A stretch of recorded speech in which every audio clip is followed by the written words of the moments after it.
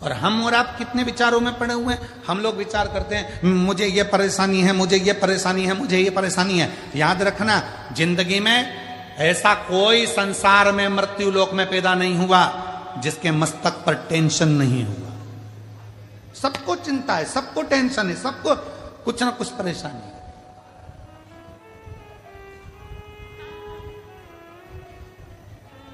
पर क्या करें, किसको करें?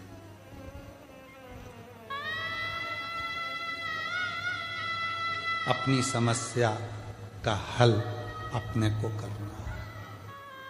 हमने पहले भी एक बात कही थी, आज फिर कह रहे हैं। इधर एक माता जी बैठी हैं, उनको बहुत तेज छींक आ रही है। मैं इधर वाले भैया जी से कहूं कि छींक दो, तो उनकी छींक इधर वाला छींक सकता है क्या? बोलो, जम के बोलो जरा। चलो ठीक है। इधर एक दादाजी बैठे हैं, मैं उनको खांसी आ रही बहुत तेज, और मैं उनसे कहता हूं तुम मत खांसना, पड़ोसन खांसेगी। खांसने से काम चल जाएगा क्या? जम के बोलो नहीं। अपनी बटन अपने को खुद लगाना है, अपनी खांसी अपने को खुद खांसना है, अपनी छींक अपने को खुद छींकना है। अपने को पांव हाथ में खुजाल चली तो अपने को खुजालना है। अर्थात अपने पेट में दर्द हुआ तो दवाई भी अपने को खाना है। तो अपनी जिंदगी में अगर दुख आया है तो एक लोटा जल चढ़ाकर उस दुख को भी अपने को ही काटना है, कोई दूसरा नहीं काटेगा। संसार में कोई पैदा नहीं हुआ जो तुम्हारे दुख को काट दे। याद रखना, कहीं का महाराज तुमसे कह दे कि मेरे पास आकर बैठो, मैं तुम्हारा दुख काट दूंगा, समझ लेना पक्का बेवकूफ बना रहा है, 1,00,000 2,00,000 लेके चले जाएगा। सब बेवकूफ बना रहा है। कोई किसी का दुख नहीं काट सकता। संसार में कोई पैदा नहीं हुआ कि किसी का दुख काट दे। भगवान राम की जिंदगी में भी दुख आया था, 14 वर्ष का वनवास आया था। बड़े बड़े गुरु उनके पास में थे, विद्वान विद्वान उनके ऋषि उनके पास में थे, वो भी राम जी का दुख नहीं काट पाए। क्यों?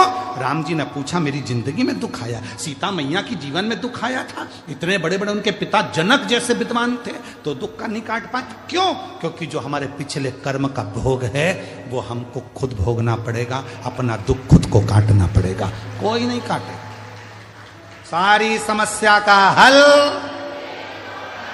एक लोटा जल, और वो एक लोटा जल तुम्हें चढ़ाना पड़ेगा, तुम्हें। इसलिए शिव महापुराण की कथा बार बार कहती है कि एक लोटा जल लेकर मंदिर जाओ, एक लोटा जल लेकर मंदिर जाओ, एक लोटा जल लेकर मंदिर जाओ। क्यों? क्योंकि तुम खुद चलकर जाओगे, उसके दरवाजे पर तुम्हारा अपना दुख है वो स्वयं काटेगा। बेटे का वो खुद काटेगा, बेटी का वो खुद काटेगा। अब मालूम पड़े तो तुम सोचो कि मेरी बेटी के लिए मैं कुछ कर दूं गुरुजी, मेरे बेटे के लिए मैं कुछ कर दूं गुरुजी।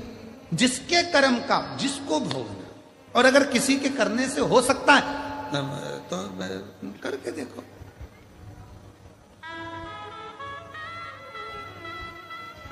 शादी में कौन कौन जाते हैं? हाथ उठाओ जितने लोग शादी में जाते हैं, जम के हाथ उठाओ जरा सभी लोग। हाँ उठा लिए, धर लो वापिस। शादी में खाना खाते हो, भोजन करते हो, हाथ तो उठाओ। हाँ ठीक है।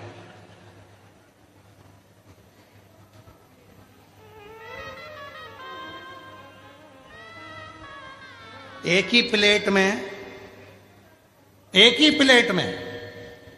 एक ही गुलाब जामुन की कटोरी, एक ही गाजर के हलवे की कटोरी, उसमें दोनों पति पत्नी खा लेते हो?